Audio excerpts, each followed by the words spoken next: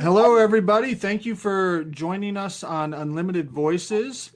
We are super excited to have a powerhouse guest list today. Today, we're going to be focused on decriminalizing psychedelics. Today, for me personally, marks the 1-year anniversary. Many people tried to say it was yesterday, but that's not really the case, in my humble opinion, due to the fact that it was so close that it didn't get called until today, the 8th, and not until later in the evening. My name is Dale Jolly. I'm the co-founder of Unlimited Sciences. We're a psychedelic research nonprofit combining the power of data and lived experiences to serve the community, educate the public, and inform common sense practices and policies. We are joined today by some really wonderful people. Very, very excited to be talking about decriminalizing entheogens as a whole, psilocybin, and all the things that Decriminalize Nature has done. And I will read our guest list today that is stacked. And I'm very, very grateful for each of you guys joining us and being part of this. So I'm going to start with you, Kevin Mathews. Kevin is the co-founder and executive director of SPORE. And after successfully leading the campaign to decriminalize psilocybin mushrooms in Denver, he formed SPORE. He's also the president of the Denver Psilocybin Mushroom Policy Review Panel. Thank you so much for joining us today, Kevin. Pleasure to be here. Next, we have Carlos Plazola. He's the co-founder of Decriminalize Nature, Oakland, and Decriminalize Nature. He has a BS in biology and anthropology and an MS in environmental sciences from Yale University. After 2 transformative journeys using psilocybin and ayahuasca, he became an advocate for the decriminalization of entheogens. This February, Decriminalize Nature launched the Oakland Community Healing Initiative. Thank you for joining us, Carlos. Very excited to learn about that opportunity that you guys are presenting to Oakland. And finally, we have Representative Jeff Shipley. Jeff is serving his first term in the Iowa House. Jeff has a sales and marketing background and spent 3 years in the renewable energy industry. Before that, bankruptcy law, and Jeff first became the Fairfield Oktoberfest Running of the Wieners chairman in 2016. And you're also a comedian, if I'm not mistaken. So, thank you so much for joining us, Jeff, and everybody. I think that we have a pretty broad group of folks here that are doing similar things in such different avenues, whether it's decriminalizing one entheogen like psilocybin via popular vote, as Kevin has done, or decriminalizing a long list of naturally occurring entheogens like Carlos has done in Oakland, or Jeff, who's representing his constituents in the state of Iowa. Very, very interesting perspectives and ways to go about it. But let's start with you, Kevin, being as you are kind of the first to get the ball rolling and doing it in a very exciting way a year ago today. Kevin, when you and I, the very first time we met, we went out to lunch, and we just so happened to sit next to former Mayor Wellington Webb. And I remember telling you that, hey, man, if we just got on the ballot, I would be excited. And obviously, we did much more than that with the wonderful team that had helped you. Let me know, what were you thinking when I called you? I remember I left at the election party that evening and went home, and the next day I called you and said, hey, man, great run, good job, really proud of you. That was a lot of work, and too bad. But you said, hey, man, it's not over. And I kept thinking, yeah, okay, Kevin, I feel you, but then you said, no, it really isn't. And then you got the call probably around, if I remember correctly, about 3:00. What was that like for you? Thank you, Del. And yeah, it's great to be here with you and Carlos and Jeff. I got that call at 4:20 p.m. on May 8th. That's when the final announcement was made. And to kind of go back, because I've been reminiscing about the last 24 hours a year ago, and we left our campaign watch party at about midnight, between midnight and 1 a.m. And it was around that time when I found out that we still had 40,000 or more votes that needed to be counted in Denver. And at that time, we were down by about a percentage and a half. And when I heard that we still had so many more votes to count, it really just uplifted my spirits. You know, it was the kind of thing where, you know, we had an incredible team. Everyone who worked on our campaign really put in their blood, sweat, tears, energy. You know, they really put their lives on the line for this. And that night it was tough. And we were also very excited because we felt like we had accomplished something tremendous, even though at that time we didn't think we were going to win per se.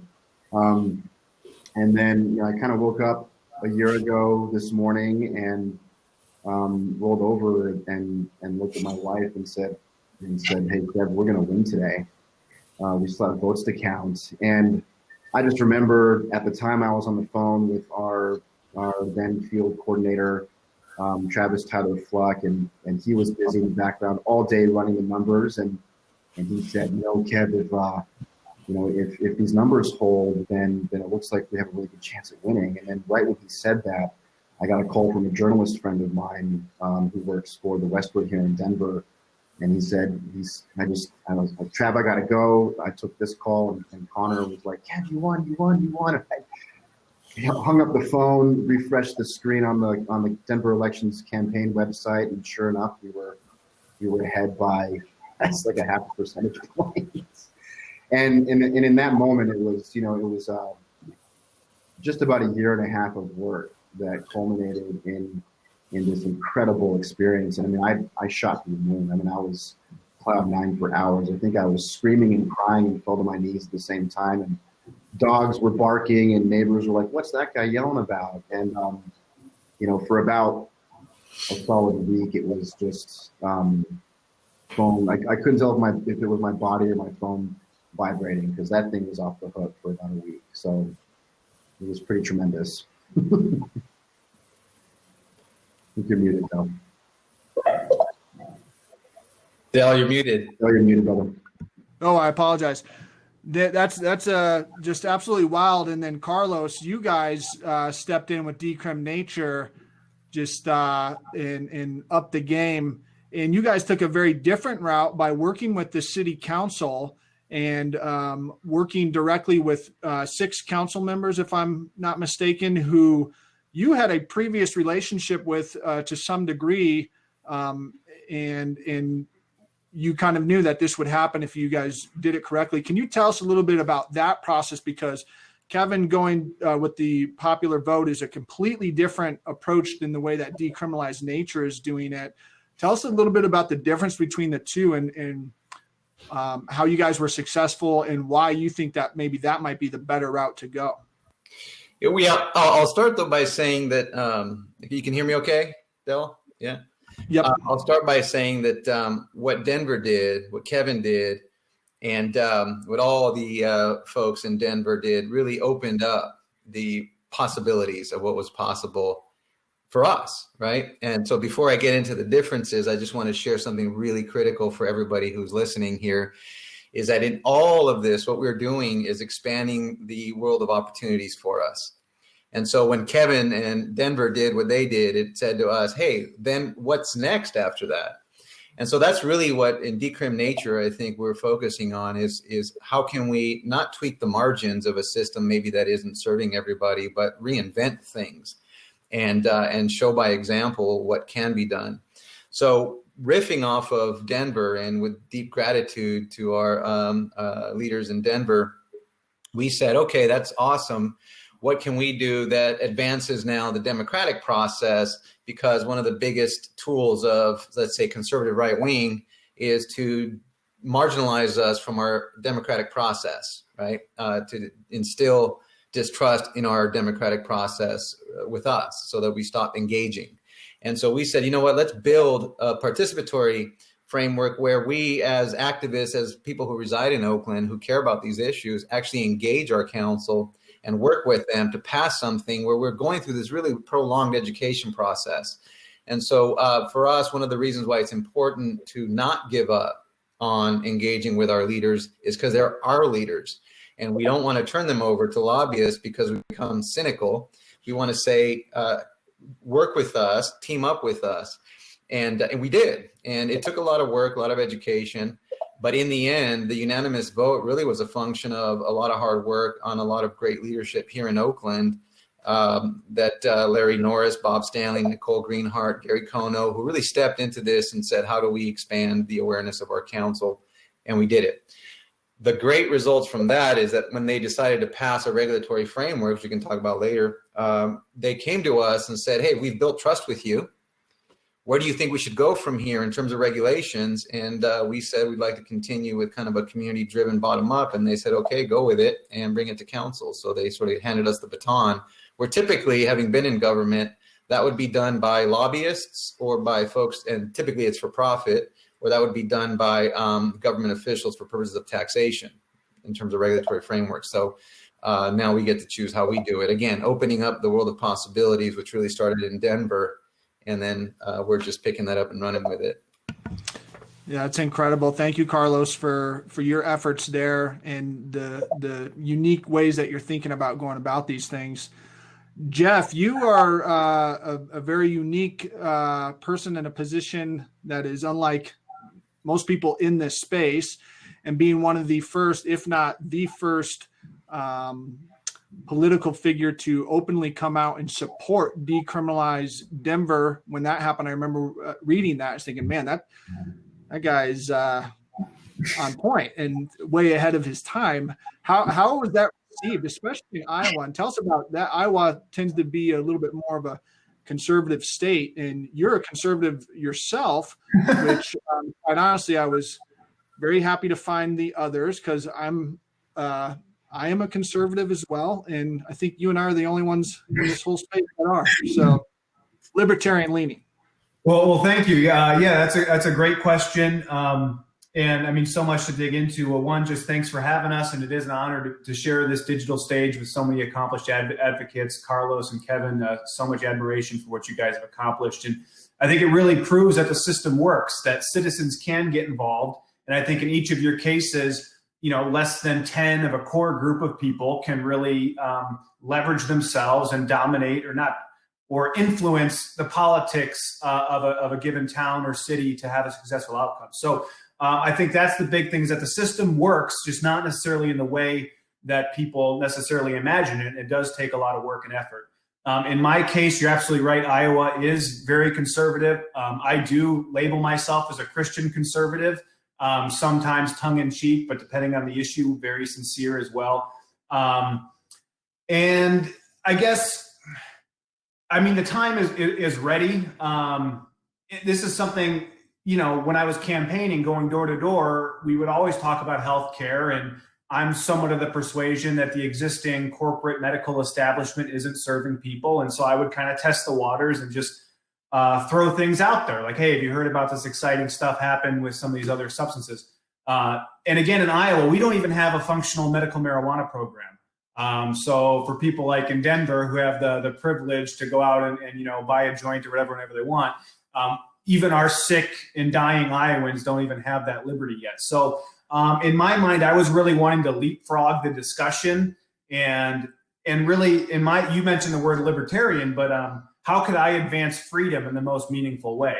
So when it comes to self-ownership, bodily autonomy, people making decisions for themselves, I think there's a very powerful argument to decriminalize psilocybin just on that alone, absent any of the medical research, absent any of the efficacy or mental health dynamics. I would want to make just a stone cold freedom argument that, hey, I own myself, and if I want to eat this mushroom that grows on a piece of shit, that's my right as a human being. And so it was very fun for me so far. I've been very pleased. Obviously, we have a long way to go, but I've been very optimistic. Certainly for me, it is something where I can describe myself as cutting edge, forward thinking. People are into it. We did a local screening of that fantastic Fungi documentary. Over 100 people came to it. If they didn't have their mind made up before, after they saw that movie, they certainly were a lot more interested. And the timing is right. And locally, people are just doing it. I think last year I knew of maybe 3 or 4 people that were cultivating psilocybin on their own for their own purposes. Now I think that's probably tripled at least. So, even if the government's not going to give people permission, people are going to use these healing tools regardless. They're not going to wait for someone to say it's okay. So that's been very encouraging. And then just the other angle, just to throw this out there. So again, there's so much admiration for what Carlos and Kevin has done. And when I talk to activists in Iowa, I say, hey, can we just copy and paste what they've done and build some sort of grassroots movement here? But the thing holding us back in Iowa is our Constitution and Iowa Code is a little bit more explicit on preventing local governments from challenging state code. But again, even as a workaround there, we've started having conversations with our local county attorney, just say, hey, the law is what it is, but can you just not enforce it or whatever? So there's all sorts of strategies, and everyone needs to step up. And again, just a testament to these people on stage is that it really only takes one person who can inspire a handful of others, and you certainly can chart the political destiny of a gigantic, metropolitan area like the Bay Area or Denver. So hope that answers your question. But yeah, no, that's fantastic. And speaking about that, a lot of people are very, very excited about these initiatives, and then we see them pass. New York just announced that they were going to move in this direction. DC is now, Carlos, maybe you could tell us what they just were allowed to collect signatures via online to continue their efforts there. It's all well and good. And I definitely want to get into the how-to and the best approach to do this in each and every city. I believe that Decriminalized Nature, Carlos, can you speak to, do you guys have the blueprint? Do you have the, hey, here's your decrim, your city package that you supply to other cities? Thank you. Yeah, we actually do. And we have everything from the actual wording in the resolution. And I'll say it here for everyone to hear. Please don't use peyote or Native American church in your resolution. We did. We were then asked not to, and we want to respect that. So remove those words out of respect for the Native American church. But we do have a blueprint for the resolution, which has been vetted now by at least 2 city attorneys' offices in Santa Cruz and Oakland. And we also have a number of scientific resource documents. We also even have an agenda for meeting number 1, which can help kind of a local group get started in terms of how to decide on values and how to create a core group movement outward. And then most recently now we're also developing a blueprint for a regulatory framework that's bottom up, that's community driven, and that enables agency with the individual person, and where the subject matter experts is everybody else. The person who actually is qualified and does the healing is the individual within supportive community. And if you want to learn more about that, go to our website at decriminalizenature.org, and we have a bunch of stuff there for frameworks on doing that at your local level.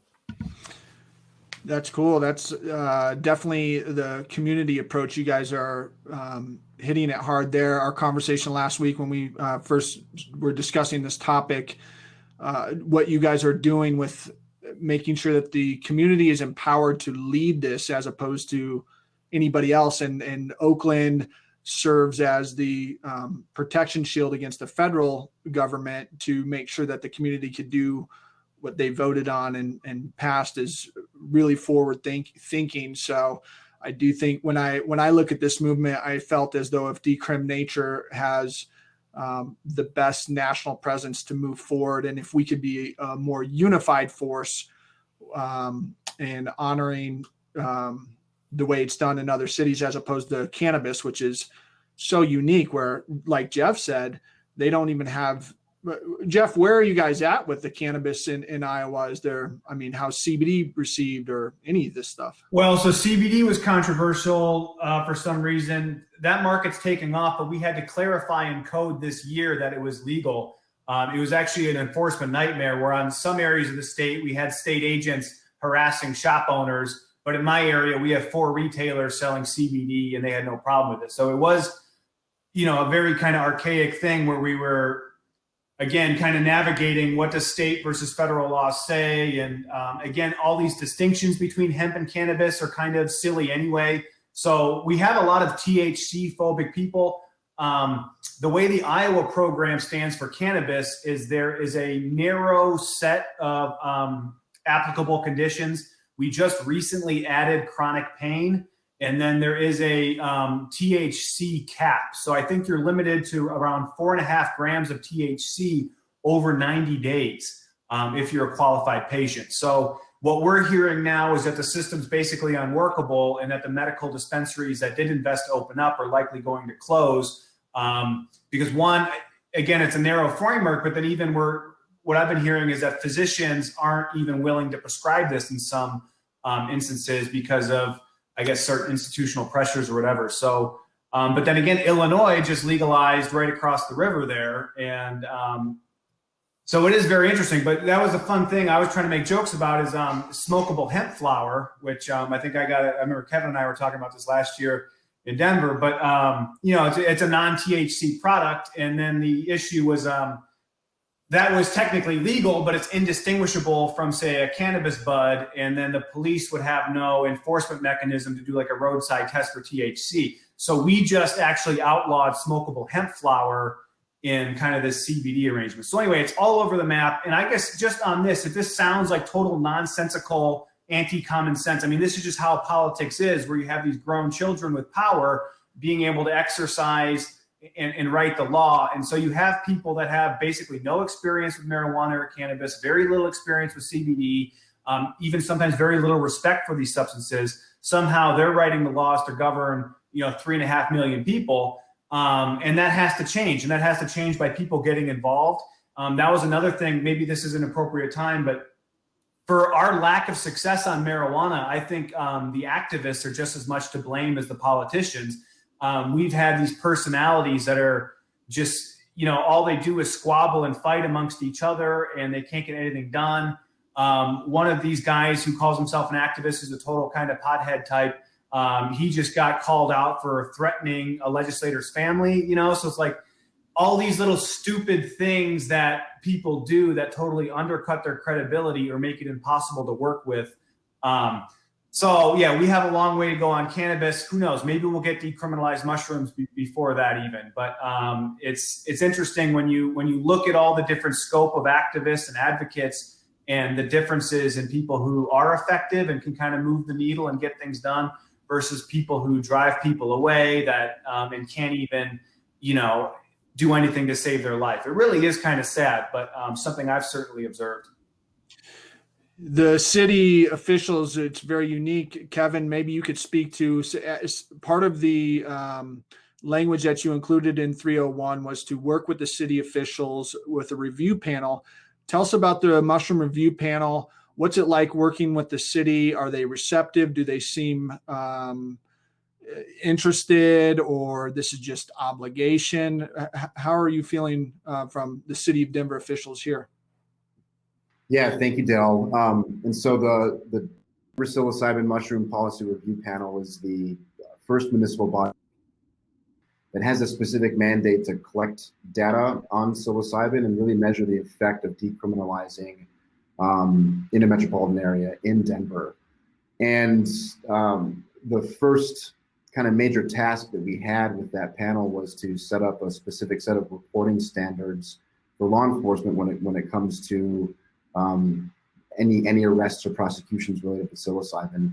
And to be clear, the city should not be making any arrests or prosecuting any psilocybin related offenses at all, unless folks are, you know, distributing for what's called remuneration or distributing for sale or to make a profit.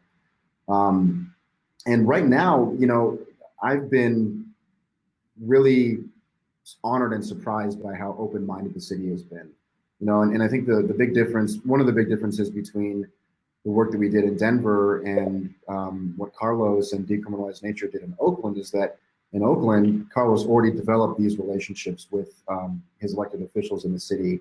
And after we passed our initiative, we had to pretty much start from scratch, educating city officials and working with them. And so the panel has been, as I mentioned, very open-minded. for the most part, they are relying on us to kind of set the pace and set the agenda for each of these meetings.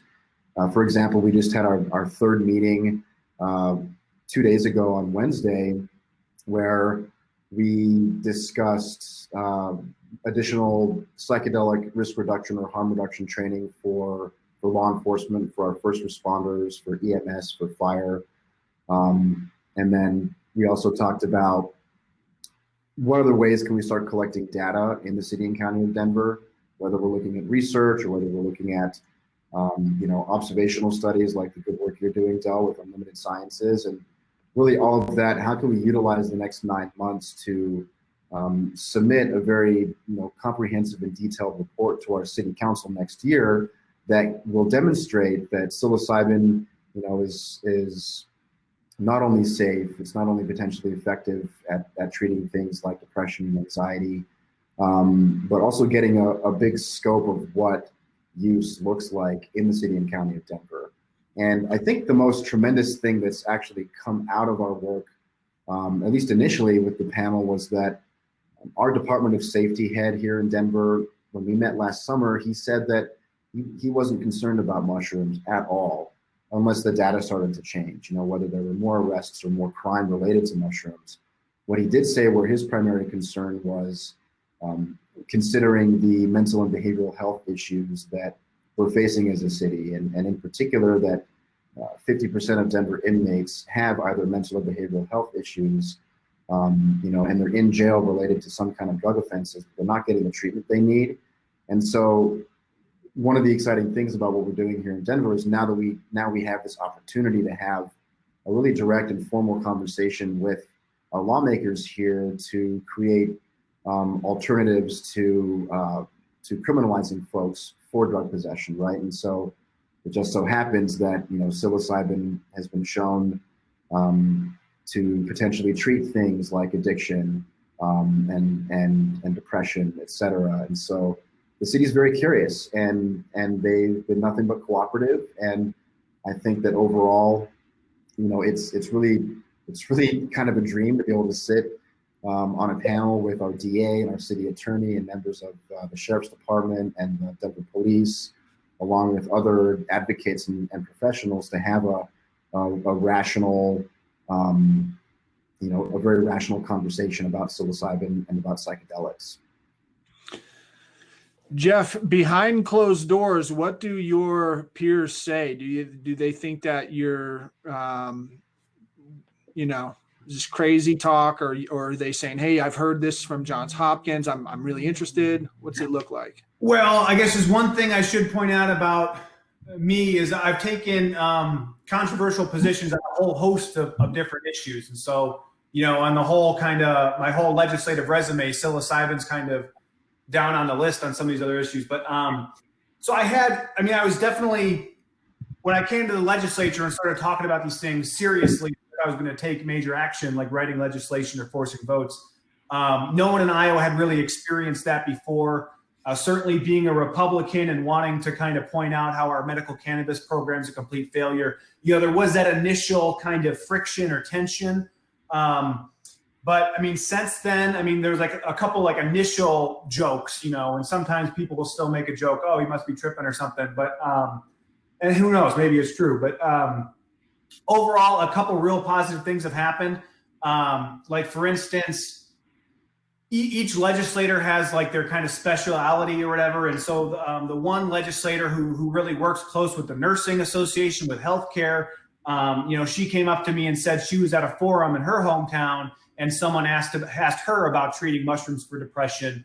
And so she came over and shared that with me as, hey, and so, little things like that, where when you have legislators being asked about topics at their forums, on the weekends, that's when things are starting to be taken seriously. So, and I was told I was going to get a hearing on the bill on House File 248 to decriminalize psilocybin. I was given a green light for a hearing, but then that got canceled because I had signed on to a controversial agriculture bill. So I haven't really ran into much opposition. And for the people who look into it, certainly see that's interesting. And so I've had all these encouraging signs. Like, yeah, I had to deal with the initial friction of like people just being kind of blindsided and not being familiar with the issue. But as time has progressed, I feel that people are paying attention, that there is a very important conversation to have, and that slowly and surely we are building credibility for ourselves. So yeah, I guess it's been the perspective so far. I have a cautious optimism, and I'd say other people are cautiously curious and wanting to learn more. I think as more studies come out from, major universities and more people are talking about this, and as we hopefully start taking mental health way more serious, and you look at COVID-19, and I think these other solutions very well could lend a hand to this movement as more options, as people need more options. And the studies show that this could be safe and effective. I think that will help lead that. Carlos, what do you think? We have a question from Lynn Marie, our favorite, about, how do the different cities involved in decrimination efforts decide whether to go the resolution route versus a ballot measure? You guys tend to kind of hit it one way only. Why is that? No, we advocate because there's a number of groups nationwide in decrimination that are going the initiative route. And what we encourage folks to consider on the ground is first approach your council members and do some pretty heavy lifting in terms of education, right? Because we're all in this together. And so the extent to which we can educate our leaders, that's better for all of us, right? Because we don't want to have citizens against our leaders, because then that creates lack of forward movement. But so if you've done that and you've spent months trying to educate them, they won't give you a meeting, or maybe you've done your education work and they've not responded to it. Then at that point, we encourage go the initiative route, and let's send a message to our leaders that we will be heard, right? We will either be heard directly in conversation with you, or we'll be heard at the ballot box. But this is an issue that is critical for the future of humanity, both in terms of opening up our consciousness, but also improving our relationship to our planet, right? And that's really what the nature part of Decrimination is about. I think, if anything, we're a movement about nature. And so I actually want to welcome folks here from Chile who are on the call here. We've seen a big movement now in Colombia and Chile and Mexico, and they're forming groups. And the intention is to start organizing in Spanish-speaking countries in Central and South America, which is beautiful. And we recently picked up some folks in Galway, Ireland, that are organizing.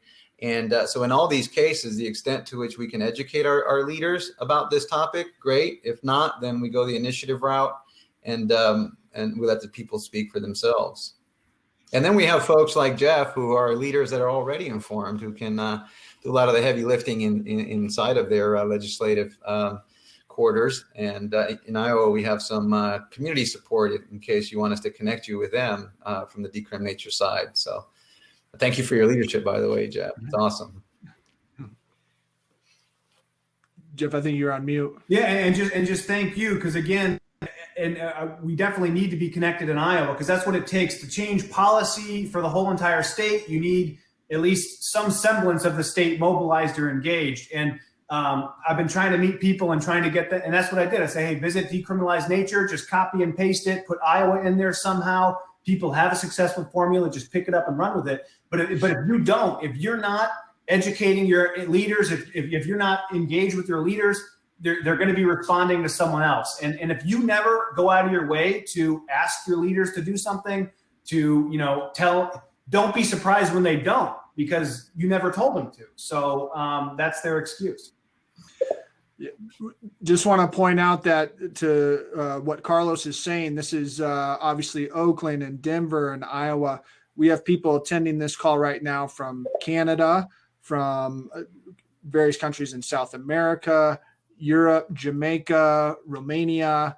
So this is a worldwide issue that I think more and more people are just starting to say, okay, wait. And I personally believe that this crisis that we're under right now is going to light a fire under not only this movement, but so much work that humanity needs right now. So I'm very excited to see where this goes. Jeff, I'm sorry, real quick, back to you. I've got what is it that you want to see from the people? Let's say that you weren't as educated as you were on this. Is this scientific studies? Is that what you want to see? Do you want to hear a heartfelt story? Yeah. What do you need? The heartfelt story, the personal testimony. I want to know people who are using this with success. I want to know, and that's the thing. I got a guy who had the neuropathy in his extremity, in his feet, burning sensation, goes to the doctor. Oh, there's nothing we can do. Medical science can't fix this. Okay, I'm going to combine psilocybin and lion's mane on my own, a very cheap treatment I'm going to make myself, and I'm going to have a better efficacy and medical outcome than anything else. So I want to hear the personal testimonies first and foremost, and then I want to have the data as a backup. Nobody's going to really, that's another secret. Nobody really reads anything anyway, but if you can hand up a study and just read the abstract or the title, that's usually good enough. Sure. Yeah. You're spilling all the secrets. You're telling me they don't read everything? Come on. Don't underestimate how lazy and selfish, especially your elected leaders are. Wow. That's awesome. I appreciate that statement.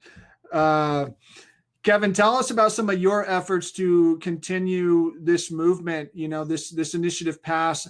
I do want to dive a little bit more with Carlos about what the community aspect looks like in Oakland. But Kevin, what are you doing to continue this work with SPORE? Thanks, Del. Yeah, and for those who don't know, SPORE is the Society for Psychedelic Outreach, Reform, and Education. And, thankfully, a big part of our mission is in our name, right? So right now we're really focused here in Denver and the state of Colorado, educating the public on the benefits and the risks of psychedelics in general.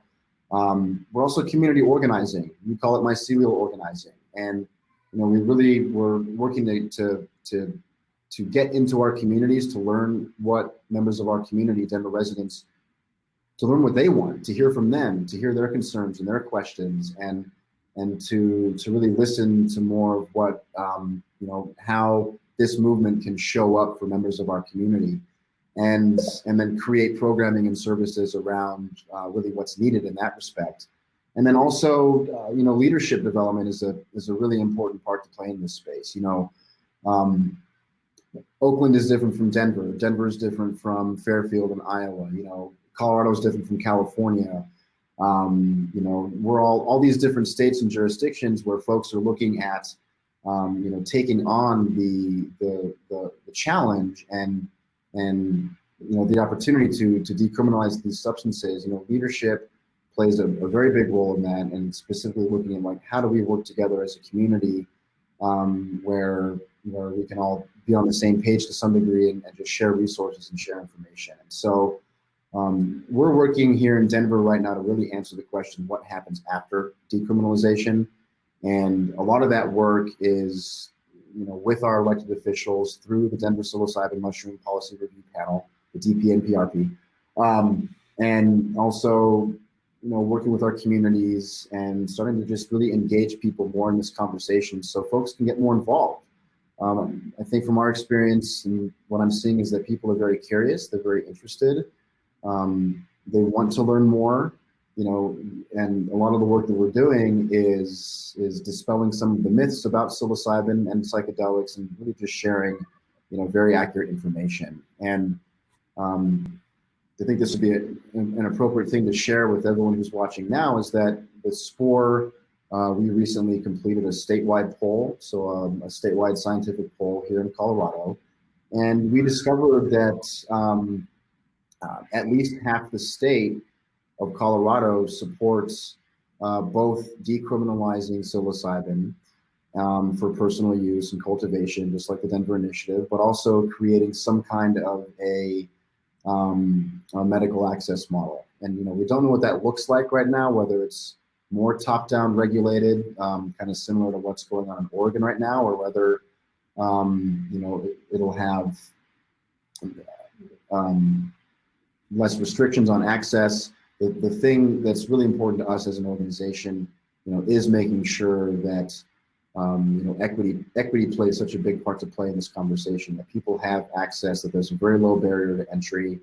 And really, I just want to say that I think that the work that Carlos and the DN team are doing in Oakland with the Oakland Community Healing Initiative it's a tremendous example of how to really anchor this movement as a for people movement, because that's what we need. We want to have less, the least regulation possible in some respects, because these are naturally occurring substances that, as Jeff so eloquently stated earlier, this is, we have the right as human beings to use to transform and improve our lives. So we have a lot of work to do in terms of really education, and then just discovering really what's needed in this space to make accessible models for folks. I think it's very important that this small group of people definitely unite in some fashion to serve the people, because the various ways to go about it are just going to create confusion. And so, again, with Carlos kind of taking the lead on this, and what you are doing from a bottom-down approach, you've got the Community Healing Initiative. I'd like to understand a little bit more about that. And I think what you guys have done well, because something that was brought up to me before our conversation, Carlos, was exactly what you've already talked about, is the Native American Church stating that they want peyote off of the list of entheogens, because that's something they've fought for forever.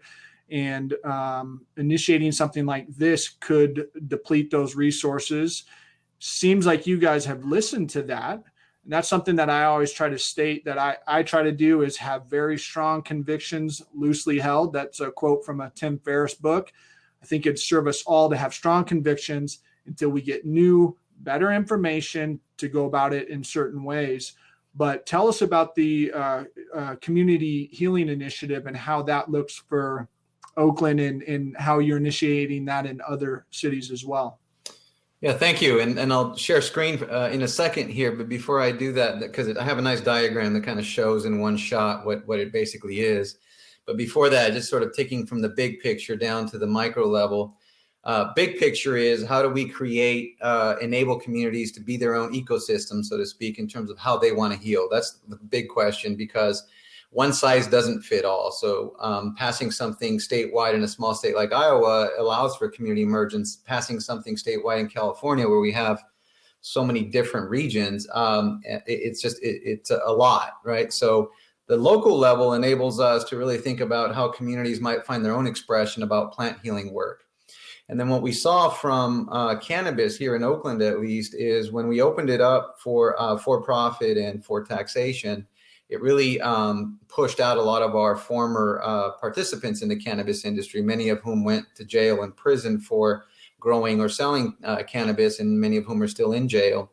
And that's people of color who have been doing, or even some who weren't people of color, doing cannabis underground, but couldn't afford to participate in a very expensive process where the regulatory system is just so complicated, where lawyers are $500 to $1,000 an hour, and where building a facility for manufacturing, where it used to cost $10,000, might cost $1.5 million now to comply with state regulations.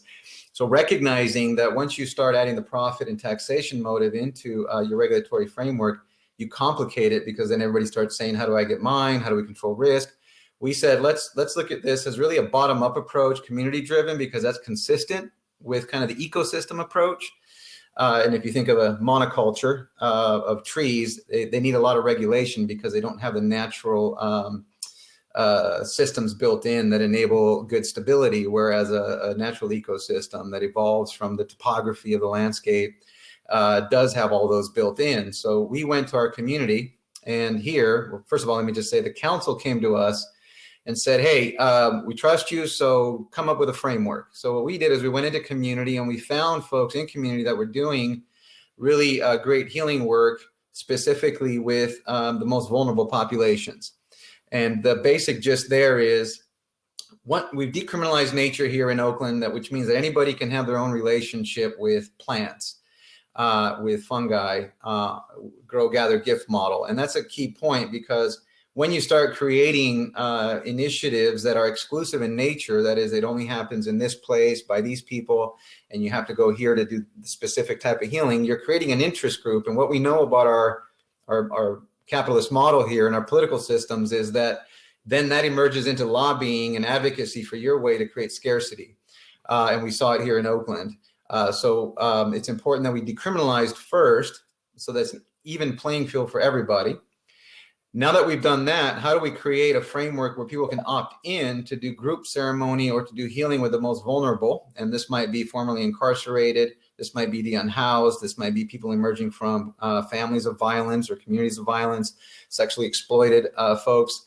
And so this model really builds on that. So let me see if I can figure out the technology here. If I can, that'll be great. If I can't, then we'll have to, let's see. Oh, there it is. Okay. Can we all see that? Can you see that? Yep, I can see that. Okay, great. Thank you.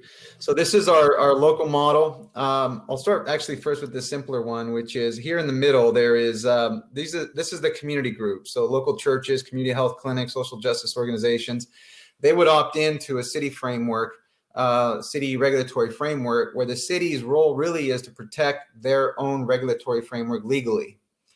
And so if there was any kind of federal prosecutions coming towards the nonprofits who are doing the healing work, the city would be there to protect it as long as the groups are opting into these sort of safe practices. And these can be basic things that we all know. We already a lot of us in the community already know. So in this framework, the community is the container from which the individuals are doing the healing work, the agency, local self-agency. And the communities contain them, because if I'm formerly incarcerated, I have to be part of a community of safety where I share experiences with others as healing. Otherwise, I go back into my bad habits. And in this framework, then Western medicine is a subject matter expert. So doctors, psychiatrists, local clinics are subject matter experts supporting local healing work. The indigenous healers, which would be some of the leaders in this community, are also subject matter experts in helping facilitate. Western facilitators are subject matter experts.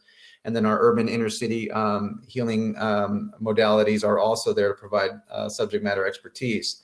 But again, the healing happens within these local nonprofits and to take away the profit motive, at least early on, and also within the individuals who are part of those communities. This slide really just shows the framework. So here we have those local nonprofits that are contained within a city's regulatory framework. And that is contained within the state. We're going to go to the state of California and ask our local assembly members and senators to pass a pilot project legislation that really is about allowing Oakland to do its experiment in healing based on an emergency health sort of proclamation. So the state would provide protection to the city, which would provide protection to the local nonprofits, which then are doing their own healing work based on their own needs, as long as they follow some safety protocols. And then we're working with some legal teams from around the US to then provide legal independent private against any kind of prosecution. All of this will include an observational component of public research studies to show the risk-benefit analysis of these programs. So it's a continuous learning process from the bottom up. Yeah. Thank you for sharing that.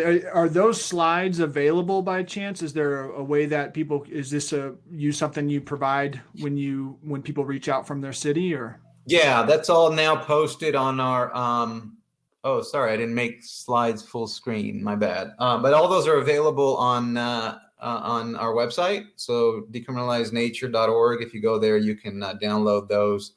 And very quickly, we're working with a group called Spirit Works here in Oakland. They use a radical healing model within particularly the Black community, which is very, very powerful in and of itself. So introducing plants or fungi as kind of an override of the default mode network, expansion of awareness, it really is going to be pretty groundbreaking in terms of healing methodologies. They'll be uploading their PowerPoints as well, so you can see how they do their radical healing work combined with us. Thank you, Carlos. I have a tough question for you now. I think that you've kind of answered it in this idea of how deeply involved you want the community to be part of how you guys decriminalize. But tell us about the state of California and their initiative to decriminalize just psilocybin mushrooms. Decriminalize has not come out in support of that. Love to understand your thoughts behind that. How can that be better? How can it be, what are your concerns there? How do we unify? Because I think the spirit of what everybody's trying to do is within the same spirit. However, without an endorsement, why is that? Just curious. Yeah, no, thank you for the question. So we haven't come out against it. And really, we're focused on what we believe to be a good path for us and our approach and our thoughts and our thinking. But we're not against anything.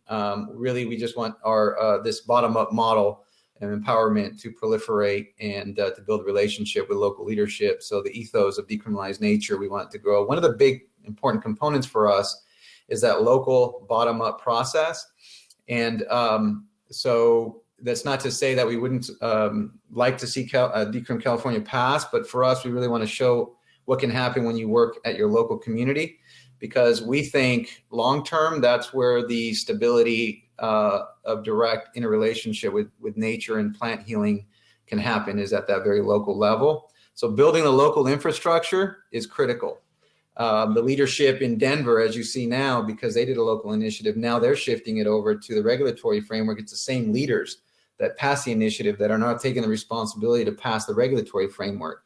And so that's really important, because they'll take responsibility and make sure that good or bad, they're there to kind of pick up the pieces. Whereas at the statewide level, it's difficult to do that. But again, that's not a critique, and we're not saying no endorsement. We're don't support it. We're saying that's not our model. It's a different model.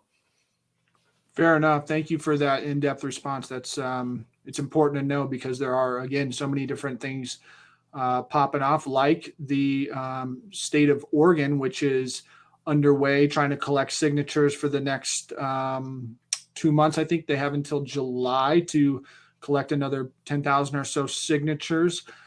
Kevin, what are your thoughts on Oregon? They have a legal model that's coming up. Good, bad? Tell us what your thoughts are on that. Yeah, thanks, Phil. It's a good question. You know, right now, I feel like we're still very early in this entire movement. You know, California statewide, same as Oregon statewide. You know, these are experiments to see what works and what doesn't work. And I think that that Tom and Cherie, who were the chief petitioners out in Oregon, that they're doing a very good job. You know, there was a little bit of discontent when they removed the decriminalization component of psilocybin from their initiative. However, they did that to support the Drug Abuse Treatment Recovery and Addiction Act in Oregon. That's going to have it's a broad-based drug decrim campaign, which I think is also on the same track.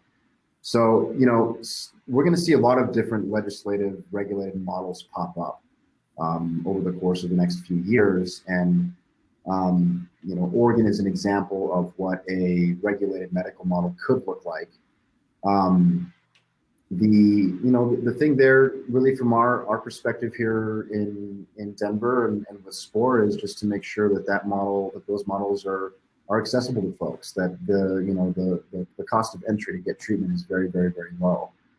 I do also like that in their language that they limited the number of manufacturer and therapy sites for folks, so that we don't have, they're doing the best they can to prevent kind of a monopolistic takeover of the psilocybin industry in Oregon, where you have, just a couple of groups who, have the funds and the ability and the resources to create manufacturer sites or therapeutic centers. But I think, it's an experiment. I think it's a step in the right direction.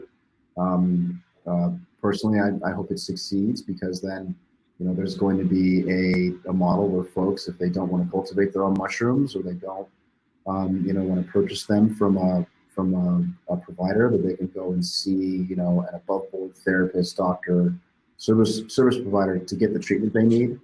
We just want to make sure that that's accessible to all people, and that cost of entry is very low. I believe that more access is good if done correctly. So there's some risk involved with everything we do, but I think they're moving in the right direction, and I support their efforts. I think it's put together fairly intelligently, and we need to start somewhere. And I think a legal model would very much advance this game for someone like Decriminalized Nature. Jeff, how about you? We have a short amount of time left. But Jeff, as a public official, when you see these if you were to see these models very similar in each and every city, and you kind of said, hey, Denver's doing, or, you know, the Oakland's doing the same thing, Minnesota's doing the same thing, Michigan, New York, all these decriminalized nature routes, does that help you think, okay, hey, that's great? Because that's one thing that I always felt, Colorado being one of the first, they did a really good job, a fairly good job at decriminalizing marijuana.